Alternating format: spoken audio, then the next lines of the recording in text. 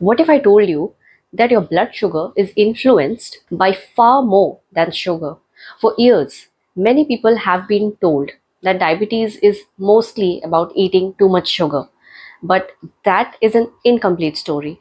Blood sugar is shaped by sleep, stress, movement, hormones, medications, illness, genetics, age, hydration, and even daily routines. Let's look at diabetes through a broader, more realistic lens. This is not about ignoring diet, it's about understanding that blood sugar control is multidimensional and that blaming sugar alone can oversimplify a much more complex condition. If you're a nutrition professional or a health conscious viewer or someone living with diabetes or pre-diabetes, this conversation matters because when blood sugar rises, first question is often what did you eat?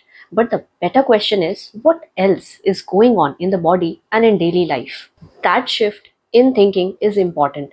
It helps us move away from guilt and towards effective action. And it reminds us that diabetes management is not about restriction, it's about physiology, behavior, environment, and consistency. Why sugar is not the whole story? Let's begin with the biggest misconception that sugar alone causes diabetes. Sugar can absolutely contribute to poor metabolic health when it's consumed in excess, especially in highly processed diets. But blood sugar does not respond to sugar in isolation.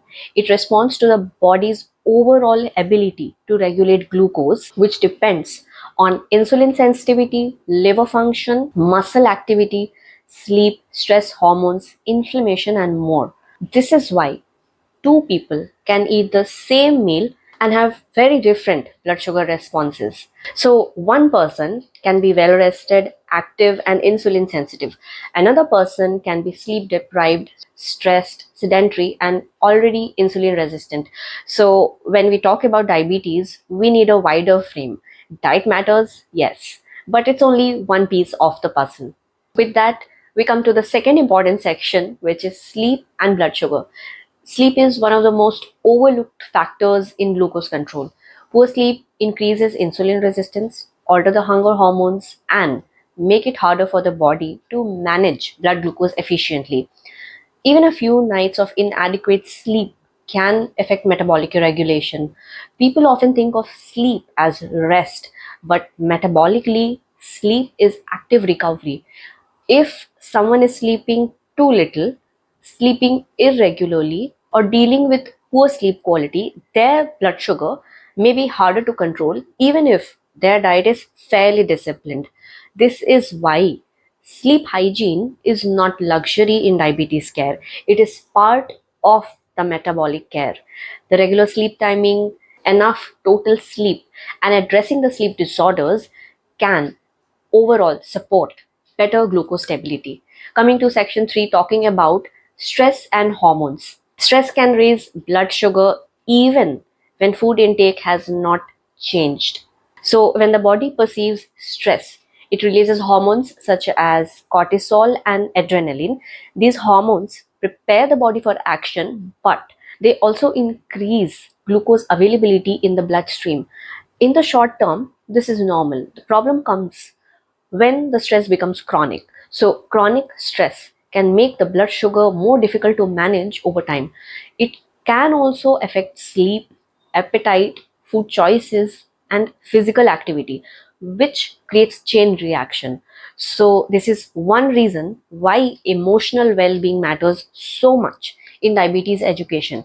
If we only teach meal plans and ignore the stress physiology, we are leaving out a major driver of the real world sugar changes. Practical support can include breathing exercises, movement breaks, mindfulness, social support, and realistic routine that decreases the decision fatigue.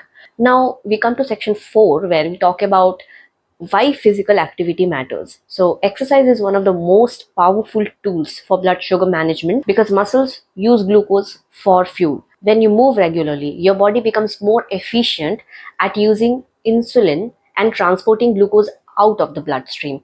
This does not mean intense workout is needed. Even Simple movement after meals can improve the post meal glucose level. The key point is consistency. A person who is not exercising at all might see major improvements from just walking, resistance training, or even breaking up long periods of sitting. This is especially important for viewers who think they failed because their diet is not perfect.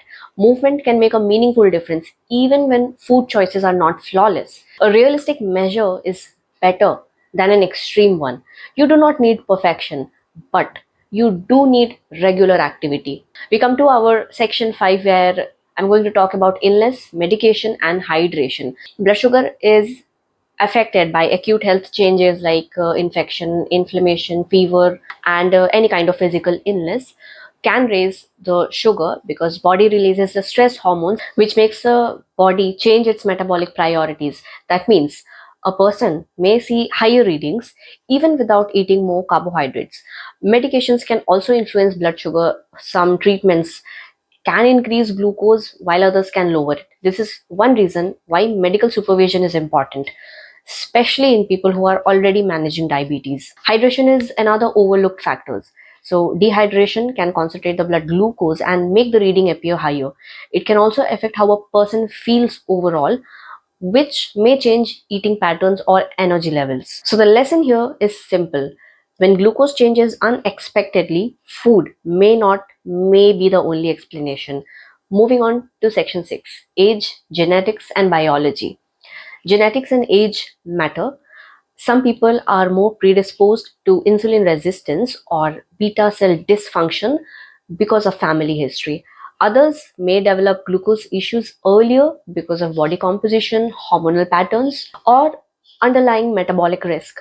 Age also plays a role. As people get older, metabolic flexibility can decrease, the muscle mass may decline, and the glucose regulation may become less efficient. That does not mean diabetes is inevitable, but it does mean that body's response changes over time. This is why one size fits all advice will fail. A 25-year-old, a 45-year-old, and a 65-year-old may all need different strategies depending on their metabolic status, activity level, and medical history. Understanding biology also helps in reducing shame. It helps people see that they are not bad because they struggle with blood sugar. They simply need a different approach. Moving on to section 7, culture, routines, and environment. Food is never just nutrient, it's also culture, routine, family, affordability, and convenience. This matters because diabetes management does not happen in a vacuum. Meal timing, food availability, workplace schedule, family habits, social occasions, cultural traditions all shape the blood sugar patterns. For example, someone may eat very well during the week but face irregular meals on the weekends. Another person may have physically demanding job but long periods without food. Another person can be managing diabetes while caring for family members and sleeping poorly. These realities change what practical nutrition advice looks like. Good education should be flexible, culturally aware, and realistic.